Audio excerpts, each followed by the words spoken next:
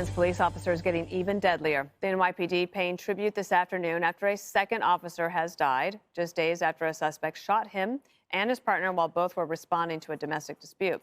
That comes as a Black Lives Matter chapter from Washington, D.C. faces backlash from police groups after complaining of propaganda and saying officers who get shot should not be called heroes. First, let us all express our condolences to Officer Mora and his family. We're hoping that he would make it. Unfortunately, that was not the case. So, Judge, we woke up this morning and found out that the Black Lives Matter chapter in D.C. had tweeted that. I would imagine that your head exploded. Yeah, it's been exploding a lot in the last month. There's been a police officer shot every day in this country since the beginning of the year. And we've had 4 cops shot in New York City in the past week. Most of them are victims of just ambushes. And the bottom line is this.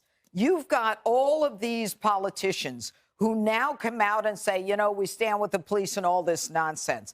They don't stand with the police because they were in favor of defunding. They're in favor of eliminating bail, releasing criminals and lowering criminal charges. And then all of a sudden, because the winds kind of blow in favor of a police officer, they want to be, you know, out there with the group. Well, you know what? They ought to put their money where their mouth is. And the bottom line in this country is until we start respecting cops, until we tell our children to respect cops, nothing is going to change because these politicians aren't going to change. They are activists, social justice warriors. I never knew what that meant. Now I know what it means. You know, they talk about white privilege. This is criminal privilege. Criminals have all the privilege. And you've got Black Lives Matter, the organization, not the movement. I want to be really clear.